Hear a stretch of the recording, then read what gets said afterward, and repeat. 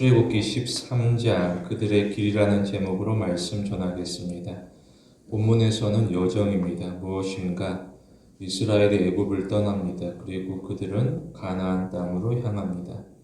그동안에 애굽에서 고생하게 됩니다. 이스라엘이 지칩니다. 앞서 하나님이 간섭하십니다. 무엇인가? 기적입니다. 애굽에 재앙이 임하게 됩니다. 그것이 하나둘이 아니라 10가지 재앙이 이르게 됩니다. 그러자 그토록 꼿꼿하던 애굽이 하나님 앞에 굴복하게 됩니다. 이러므로 이스라엘이 기대를 가지게 됩니다. 사람은 더 나은 날을 꿈꾸게 됩니다. 특별히 이와 관련하여서 하나님은 젖과 꿀이 흐르는 땅을 약속하시게 됩니다. 이제 이스라엘은 여행을 떠나게 됩니다. 그동안 갇혀 지내게 됩니다. 그들은 새로운 날을 기대하며 이것저것을 계획합니다. 설레이는 마음을 감출 수가 없습니다. 이스라엘은 앞으로의 일정을 소화하고 또한 자신이 계획한 바를 하나씩 실천할 것을 고대하게 됩니다. 어떠하느냐? 시간이 흘러갈수록 점차 주눅이 들게 됩니다. 왜 그러하느냐? 나의 생각과 다르기 때문입니다. 여행이라는 것은 순탄하지 않았습니다. 오히려 그 과정이 험난하게 됩니다. 그럴수록 이스라엘은 더욱 실망하게 됩니다. 이처럼 신앙의 여정이라는 것은 공식이 아닙니다. 과연 이게 무슨 말인가? 예를 들어 우리가 수학 문제를 풀게 됩니다. 어떠하느냐? 공식이 있습니다. 그래서 숫자를 적으면 그대로 답이 나오게 됩니다. 그런데 신앙 여정이라는 것은 수학이 아닙니다. 변수가 있고 그 변수는 다양하게 됩니다. 따라서 여정은 불확실하게 됩니다. 답을 찾지만 답을 발견하지 못하기도 합니다. 어느 정도냐? 사람이 앞날을 모릅니다. 누구도 장담할 수가 없습니다. 그래서 사람이 공고함에 처합니다. 그런데 하나님은 앞날을 아십니다. 그리고 하나님이 가는 길을 친히 주관하시게 됩니다. 따라서 신자는 감사할 것입니다. 특별히 모든 것이 은혜에 해당되어지게 됩니다. 이전까지 이스라엘이 수고하였지만 그들의 수고에 대하여서 아무도 알아주는 사람이 없었습니다. 오히려 바로왕은 이스라엘을 더욱 가혹하게 몰아붙이게 됩니다. 이처럼 애굽에서 그들은 노예에 불과하게 됩니다. 무려 400년에 이르도록 고생하였지만 나중에 그들에게 주어진 모습이라는 것은 초라함 가운데 이 세상에서 숨을 거두는 것뿐입니다.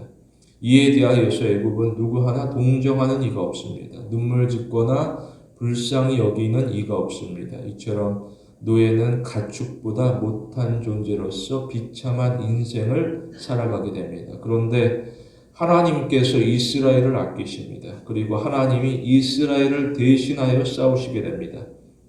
이처럼 하나님께서는 이스라엘을 주관하시사 그들을 최선의 길로 인도하시게 됩니다. 그런데 그 여행의 경로를 살펴보면 참으로 이상합니다. 무엇인가?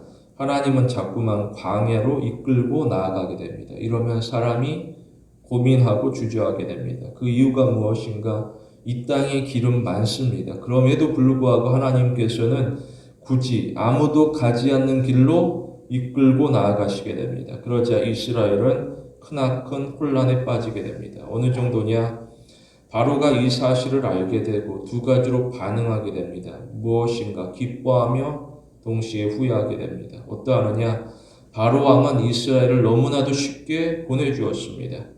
그래서 바로는 군대를 조직하였고 즉시로 추격하게 됩니다. 바로가 볼 때 이것은 더 이상 놓칠 수 없는 기회로 여겨지게 됩니다. 이처럼 대적이 바라보아도 하나님의 인도라는 것은 도무지 이해가 되지 않습니다. 그만큼 세상에서 하나님의 인도는 이상해 보일 뿐입니다. 신자는 자신이 처해 있는 조건을 보지 않습니다. 그리고 신자는 자신이 거하는 환경에 매몰되지도 않습니다. 오히려 신자는 신앙 여정에서 한 걸음씩 한 걸음씩 내디디면서 앞서가시는 하나님을 바라볼 것입니다. 비록 때로는 우회하고 먼 길이 이를 수도 있습니다. 그러나 그 길은 우리에게 안전하고 또 나아가 우리 자신이 성장하게 됩니다. 이처럼 하나님이 보시기에 우리가 인격적으로 다듬어지기에 이보다 더 좋은 길은 없다라는 것입니다. 우리는 거룩하신 하나님을 믿습니다. 삶에서 때로는 신자가 다양한 문제를 경험하게 됩니다. 가만히 살펴보면 하나님께서는 문제를 제거하지 않습니다. 왜 그러하느냐? 문제 넘어 은혜가 예비되었기 때문입니다. 오히려 하나님은 문제를 제거하기보다 우리 가운데 놀라운 은혜를 부어주시기를 원하게 됩니다. 과연 문제가 클 것인가 아니면 은혜가 클 것인가, 이것은 비교할 수가 없습니다. 왜 그러하느냐? 은혜가 너무나도 크기 때문에, 문제를 압도하기 때문에 오히려 신앙 여정 가운데 우리는 기쁨으로 감사하게 됩니다. 따라서 우리의 관심이라는 것은 내가 겪는 문제가 아닙니다. 오히려 우리의 관심은 하나님이 부어주시는 은혜가 되어지게 됩니다. 우리는 신앙 여정 가운데 하나님의 은혜에 더욱 집중해야 될 것입니다. 본문에서 두 가지로 봅니다. 첫째로, 신자는 신앙 여정에서 좌절하지 않습니다. 본문에 보게 되면 여정의 특징을 소개하고 있습니다. 무엇인가? 낮이면 구름 기둥이 임합니다. 그리고 밤이면 불 기둥이 임합니다. 어떠하느냐? 하나님께서 하루 종일 인도하십니다. 하나님은 쉬지도 아니하시고 신자를 보호하시게 됩니다. 이에 이스라엘이 선택하게 됩니다. 무엇인가? 두 가지 중 하나입니다. 그들은 하나님을 신뢰합니다. 또는 그들은 하나님을 불신합니다. 다시 말해 그들은 하나님에게 순종합니다. 또는 그들이 하나님에게 불순종합니다. 어떠하느냐? 그들이 무엇을 선택하느냐에 따라서 목적지가 좌우되어지게 됩니다. 신자는 하나님의 권위에 굴복해야 될 것입니다. 무엇인가? 신자는 세상에 속하지 않습니다. 신자는 하나님의 통치 아래 거합니다. 그런데 누구는 하나님의 통치를 거부합니다. 오히려 그는 세상의 충고를 기꺼이 받아들이게 됩니다. 그래서 그는 좁은 길로 가지 않습니다. 오히려 그는 넓은 길로 따라가고자 하게 됩니다. 그러한 사람들은 목적지가 다르게 됩니다. 어떠하느냐? 멸망입니다. 스스로 생명을 저버리게 됩니다. 이에 대하여서 타협 아니나 중간지대라는 것은 없습니다. 가나안 땅이든 애굽이든 선택해야 됩니다. 따라서 신자라고 하게 되면 자신을 철저히 부인해야 됩니다. 그래야만 신자가 진리를 따라가게 됩니다. 그런데 누구는 자기를 부인하지 않습니다. 오히려 그는 자기 소견에 옳은 대로 행동하고자 합니다. 이와 관련하여서 성경이 경고하고 있습니다. 무엇인가? 잠언 4장에 보게 되면 의인과 악인의 길을 설명합니다. 먼저 의인의 길입니다. 어떠하느냐? 의인의 길은 돋는 햇살과도 같아서 환합니다. 그래서 의인은 한낮의 광명에 이르게 됩니다. 그러면 악인의 길은 어떠하느냐? 악인의 길은 짙은 어두움과도 같습니다. 캄캄합니다. 그래서 악인은 어두움 가운데 걸려 넘어져도 과연 그것이 무엇인지를 깨닫지 못하게 됩니다. 이 모습을 출애굽기 14장에서 잘 보여주고 있습니다. 어떠하느냐? 홍해 앞에 마주서게 됩니다. 이스라엘은 홍해 앞에서 멈추어 서게 되고 그 뒤로 애국 군대가 추격하게 됩니다. 어떠하느냐? 양쪽 진영이 구분되어지게 됩니다. 그 기준이 무엇인가? 구름 기둥입니다. 하나님께서 일하시자 이스라엘은 낮과 같이 환합니다. 그런데 애굽은 밤과 같이 어둡게 됩니다. 어느 정도냐? 분명 밤에 이르게 됩니다. 그런데도 불구하고 이스라엘은 여전히 환합니다. 반면에 애굽은 날이 새도록 어두움 가운데 헤매이게 됩니다. 이러면 사람이 두려움을 느끼게 됩니다. 사람은 하나님에 대하여서 의식하게 됩니다. 그럼에도 애굽은 돌아서지 않습니다. 무엇하느냐? 이스라엘이 홍해를 건너가자 애굽 역시도 급하게 따라가게 됩니다. 이 모든 것이 무엇을 뜻하느냐? 애굽은 이 모든 것을 우연으로 치부하게 됩니다. 애굽은 하나님의 일하심에 대하여서 부정합니다. 오히려 애굽은 하나님을 향하여서 사납게 대적하고자 합니다. 이처럼 사람이 자기 마음대로 생각합니다. 그리고 사람이 자기 마음대로 행동합니다. 그래서 사람이 심판을 자초합니다. 그런데 신자는 자기 마음대로 살아가지 않습니다. 오히려 신자는 하나님의 뜻에 복종합니다. 이처럼 신자는 하나님이 이끄시는 삶을 소망하게 됩니다. 그런데 누구는 문제에 사로잡혀 헤매이게 됩니다. 그는 하나님이 아니라 문제만을 살펴봅니다. 분명 그는 기도합니다. 부르짖습니다. 동시에 그는 걱정으로 가득하게 됩니다. 그 마음은 주저앉게 됩니다. 기도를 마치게 됩니다. 무엇하느냐? 여전히 그는 근심하며 걱정합니다. 이처럼 교인이 하나님을 놓치고 문제만 붙들고 기도하게 되면 기도는 하겠지만 더욱 걱정할 뿐입니다. 다시 말해 그는 날이 새도록 어두운 가운데서 헤매일 뿐입니다. 우리는 삶의 우선순위를 올바로 정해야 될 것입니다. 어떠하느냐? 우리는 일시적인 만족을 구하지 않습니다. 오히려 우리는 진정한 평안을 위하여서 강구해야 될 것입니다. 하나님이 어떠하느냐? 하나님은 신자를 사랑합니다. 따라서 하나님은 신자를 결코 학대하지 않습니다. 오히려 하나님은 무너져 버리고 괴롭고 힘든 신자를 끌어안고서 따뜻하게 품어주게 됩니다. 그런데 누구는 하나님에 대하여 오해합니다. 뭐라고 하느냐? 그는 하나님을 가리켜서 왜 하나님은 나를 이렇게 힘들게 하느냐라고 함부로 말하고 있습니다.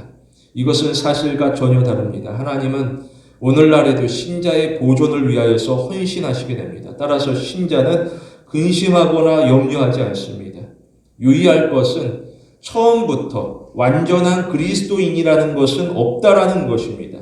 우리는 이 땅에서 자라나게 됩니다. 우리는 이 땅에서 하나님을 의지하는 법을 배우게 됩니다. 그러면서 우리는 어떠한 상황 가운데 속에서도 하나님과 인격적인 교제를 나누는 법을 배우게 됩니다. 이와 관련하여서 바울이 고백하게 됩니다. 뭐라고 하느냐? 빌립보서의 바울은 내가 어떠한 형편에든지 자족하기를 배웠다라고 알리고 있습니다. 우리는 하나님 안에서 배워가고 자족하는 마음으로 안식을 누리게 됩니다. 하나님께서 우리 가운데 친히 역사하시게 됩니다. 둘째로 신자는 신앙 여정에서 전진하게 됩니다.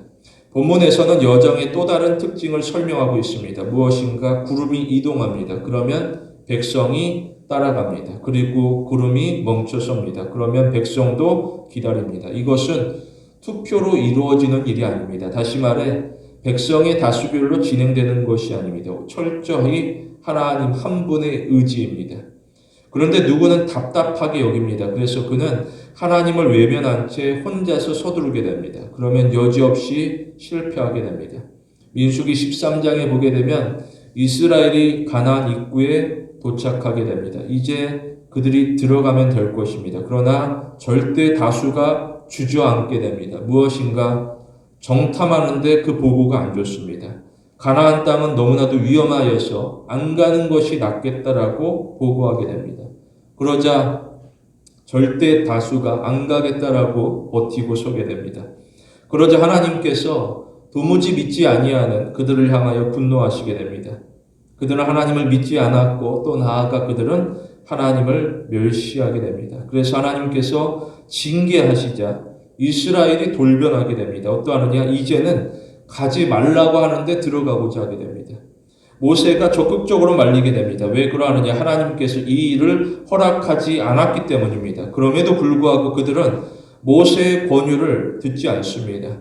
그러자 가나안 거민과 싸우게 되고 패배하면서 급하게 도망가게 됩니다. 이처럼 사람이 부족합니다. 사람이 나름대로 열심히 수고하고 최선을 다하지만 완벽할 수가 없습니다. 어느 정도냐? 로마서에 보게 되면 모든 사람이 죄를 범한다라고 알리고 있습니다. 우리가 수고하고 우리가 헌신한다라고 하지만 그 결국에 이르러서 돌아보게 되면 죄에 해당되어지는 경우가 있습니다. 그러면서 로마서에 그들이 하나님의 영광에 이르지 못한다라고 알리고 있습니다.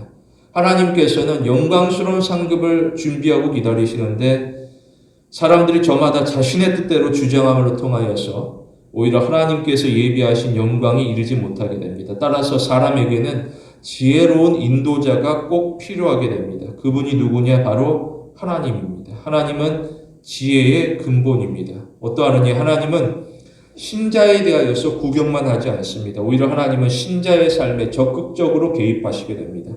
그 이유가 무엇인가? 하나님이 신자를 사랑하기 때문입니다. 그런데 사람이 우둔하여서 때로는 사람이 하나님을 향하여 자꾸만 돌을 달라라고 요청합니다. 돌을 달라, 돌을 달라. 내가 양식이 없으니 돌을 달라. 그러면 하나님께서 말리시게 됩니다. 마치 어린아이와 같아서 혼자 두면 위험하기 때문에 하나님은 신자 가까이 언제나 항상 함께하게 됩니다. 다시 말하여서 하나님은 자신이 무엇을 구하는지 알지 못하는 신자를 불쌍히 여기고 긍휼히 여기시게 됩니다. 그를 우둔하다 꾸짖지 아니하시고 오히려 살피시고 떡을 주시고자 하는, 생명의 떡을 주시고자 하는 하나님의 은혜가 예비되어지게 됩니다. 우리는 소명대로 하나님을 따를 것입니다. 각자에게 있어 사명이 있습니다.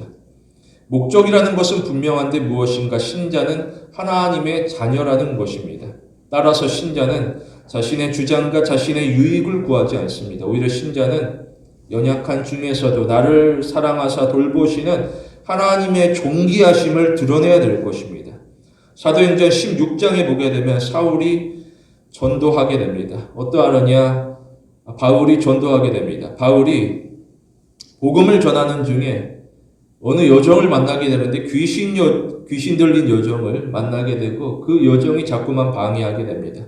어느 날 바울이 견딜 수 없어 그 귀신 들린 여종을 고쳐주게 됩니다. 그러자 그 여종의 주인이 고마워하느냐? 그렇지 않았습니다. 오히려 여종의 주인은 그 귀신 들린 종을 통하여서 점을 쳐 유익을 얻었는데 그 수입이 끊겨진 것에 대하여서 분노하며 고발하게 됩니다. 그러자 바울이 체포를 당하고 매를 맞고 감옥에 갇히게 됩니다.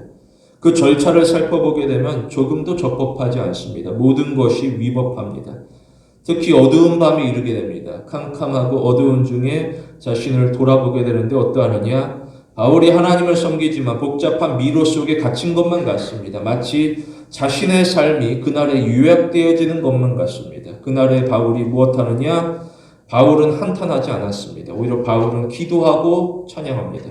이처럼 바울은 어두운 중에서도 하나님을 끊임없이 바라봅니다. 그러자 하나님께서 임하시게 되는데 무슨 일이 일어나느냐?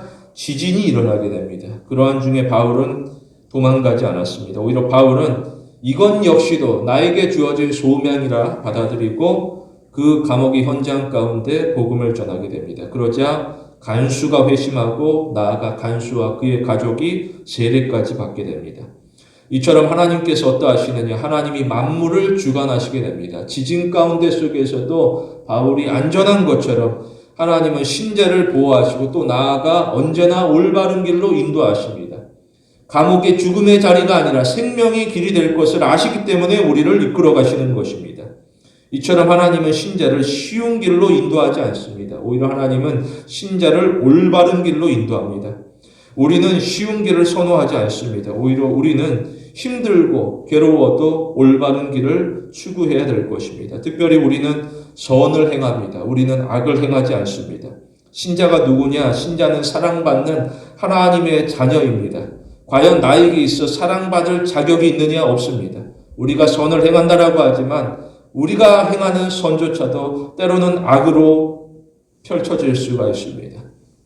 하나님을 떠나서 살아가는 자는 이 땅 가운데 속에서 지혜롭다고 하지만 오히려 우둔함 가운데 살아가면서 더 큰 악을 행할 뿐입니다. 그래서 누군가는 하나님 앞에 감히 얼굴을 들지 못하고 부끄러워하게 됩니다. 그리고 심지어 누군가는 태어나서 죄송하다라는 표현까지도 하게 됩니다. 태어나서 죄송하다. 이처럼 자신을 무가치하게 여기는 경우가 어디 있겠습니까? 그런데 사람이 세상에서 사랑받지 못하면 자신을 무가치하게 여기게 됩니다. 그런데 하나님은 신자를 사랑하사 자녀라고 부르게 됩니다. 다시 말해 하나님은 신자를 이 땅 가운데 가장 존귀한 자로 여기게 됩니다. 이것은 상태의 변화를 의미하고 있습니다. 무엇인가? 이전에는 비록 죄인이었습니다. 다시 말해 진노의 상속자입니다. 그러나 이제는 하나님의 자녀입니다. 다시 말해 기업의 상속자가 되어지게 됩니다. 따라서 우리는 어두움 가운데 헤매이지 아니하고 빛 가운데 걸어가게 됩니다. 모든 것이 하나님의 은혜로만 설명되어질 수밖에 없습니다. 이처럼 우리의 삶은 은혜로 달라지게 됩니다. 무엇인가? 우리는 어두운 지난날의 발목을 잡히지 않습니다. 오히려 우리는 하나님의 약속을 사모하며 장래의 소망을 노래하게 됩니다. 유의할 것은 이 땅에서 삶의 목적이 단순히 돈을 벌기 위하여서 창조된 그리스도인이라는 것은 없다라는 것입니다. 많은 사람들이 돈을 구하지만 돈을 벌기 위하여서 창조된 그리스도인이 어디 있겠느냐? 오히려 우리는 자신의 일을 통하여서 하나님을 섬기도록 창조되었습니다. 오히려 우리는 우리의 삶을 통하여서 거룩하신 하나님을 드러내도록 창조되었습니다. 우리는 내가 바라는 일이 아니라 하나님이 원하는 일을 해야 됩니다. 우리는 하나님에게 순종하며 하나님의 사랑하심과 하나님의 거룩하심을 적극적으로 나타내야 될 것입니다. 우리 모두 신앙 여정 가운데 하나님을 더욱더 존귀히 여기고 하나님의 말씀을 따라 순종하는 성도가 되길 원합니다. 여정이라는 것은 험난하고 힘이 듭니다. 무엇인가 거친 땅을 지나가야 됩니다. 그것도 광야 가운데 물이 없고 양식이 없어 아무도 가지 않는 그 험악한 길을 누구가 걸어가느냐? 신자는 걸어가게 됩니다. 절대적으로 열악한 환경 가운데 속에서 신자는 도망가지 않습니다. 그러나 때때로 누군가는 도망가고자 합니다. 만일 누군가 붙잡게 되면 그는 화를 내면서 돌을 들고서 위협하고 더 멀리 도망가고자 하게 됩니다. 마치 애굽이 이와 같이 행하게 됩니다. 그들은 하나님을 향하여서 애굽에 매장지가 없어서 우리를 이 광야로 인도한 것이냐라고 강하게 항의하게 됩니다. 그러나 신자는 자신에게 주어진 길 가운데 도망가지 않습니다. 왜 그러하느냐? 하나님께서 모든 것을 알고 계시고 또한 하나님께서는 모든 좋은 것을 준비하고 기다리고 있기 때문입니다. 따라서 신자는 용기를 가지게 됩니다. 물이 없다라고 하지만 반석을 치자 물이 솟아나게 되고 양식이 없다라고 하지만 만나가 임하게 되는 놀라운 은혜를 광야에 가야만 누리고 만나게 됩니다. 우리는 이 땅에서 나그네로 살아가게 됩니다. 신자는 이 땅에 속하지 않습니다. 오히려 신자는 하나님의 나라에 속하게 됩니다. 따라서 하나님이 신자를 책임지게 됩니다. 무엇인가? 하나님은 신자를 정하신 목적지까지 안전하게 인도하시게 됩니다. 우리는 하나님의 그늘 아래에서 보호를 받습니다. 본문에 보게 되면 구름기둥 아래에서 낮에는 서늘합니다. 그리고 불기둥 아래에서 밤에는 따뜻하게 됩니다. 이처럼 누구도 예상치 못한 일상이 그들 앞에 펼쳐지고 그들의 매일의 삶이 되어지게 됩니다. 그러므로 신자의 발걸음이라는 것은 가벼울 수밖에 없습니다. 특히 우리는 하나님과 동행하는 법을 배우게 됩니다. 우리는 광야 가운데 뒤를 돌아보지 않습니다. 오히려 우리는 기대감을 가지고서 하나님이 이끄시는 앞날을 바라보게 됩니다. 특별히 예수님이 어떠하느냐? 예수님께서는 십자가 앞에서 두려움을 느꼈습니다. 모두가 다 두려워하는, 무서워하는 십자가. 근데 모든 사람들이 다 십자가를 바라보았습니다. 이것은 잔인한 고통으로서 제자들조차도 도망갈 수밖에 없었고 그들은 저마다 흩어져서 다시는 찾을 수가 없게 됩니다. 그러나 예수님은 십자가만을 보신 것이 아닙니다. 오히려 예수님은 십자가 넘어 하나님께서 예비하신 영광을 바라보게 됩니다. 그러자 예수님은 그 모든 고통을 견디시게 됩니다. 나아가 예수님께서는 고통 가운데 속에서도 끝까지 순종하시게 됩니다. 이에 대하여서 히브리서에 보게 되면 예수님은 그 앞에 있는 기쁨을 위하여 십자가를 참으사 부끄러움을 개의치 아니하시더니 하나님 보좌 우편에 앉으셨다라고 알리고 있습니다. 우리도 우리 앞에 놓여진 문제, 십자가가 아니라 우리에게 예비된 기쁨의 시선을 고정해야 됩니다. 그러면 우리는 무서워하지 아니하고 참고 견디게 됩니다.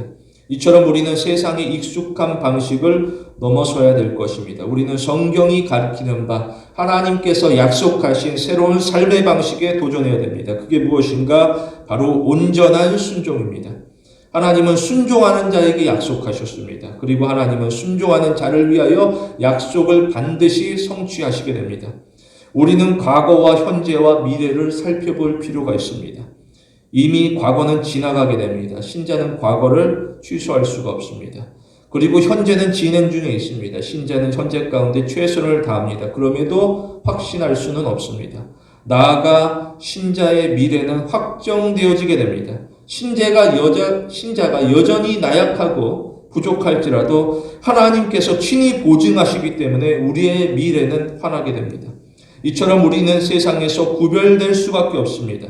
우리는 하나님을 더 이상 재촉하지 않습니다. 오히려 우리는 이 땅에서 믿음이 흔들리지 아니하도록 우리의 믿음을 굳게 지킬 것이고 또한 인내하는 마음으로 하나님의 인도를 묵묵하게 따라갈 것입니다. 그러면 하나님께서 더욱 기뻐하시고 우리를 충성스럽게 여기시게 됩니다. 우리 모두 하나님의 약속을 붙들고 세상의 무언가가 아니라 하나님의 약속을 붙들고 행진하는 성도가 되길 원합니다. 말씀을 맺겠습니다. 하나님이 누구신가? 하나님은 선한 목자입니다. 따라서 우리는 길을 잃지 않습니다. 이것은 우리가 똑똑해서가 아닙니다. 오히려 하나님이 지혜롭고 자비롭기 때문입니다. 어느 정도냐? 때로는 신자가 실수합니다. 그럼에도 하나님께서는 신자를 품어줍니다. 때로는 신자가 잘못합니다. 그럼에도 하나님은 신자를 여전히 안아줍니다. 시편에 보게 되면 예배자가 고백하는 것은 하나님이여 주께 의지하는 자는 복이 있나이다. 세상 가운데 과연 진정한 복이 무엇인가? 하나님을 의지하는 것이 나에게 있어 진정한 복입니다. 고백이 터져 나오기까지 우리는 신앙 여정 가운데 성숙해져야 될 것입니다. 이처럼 우리는 신앙 여정에서 점점 약해지지 않습니다. 오히려 우리는 거친 신앙 여정에서 점점 강해지게 됩니다. 다시 말해 우리는 하나님을 이전보다 더욱 확실하게 의지합니다. 성도 여러분, 거친 신앙 여정 가운데 속에서 오히려 하나님과 화목을 이루는 귀한 신앙의 성도가 되길 원합니다.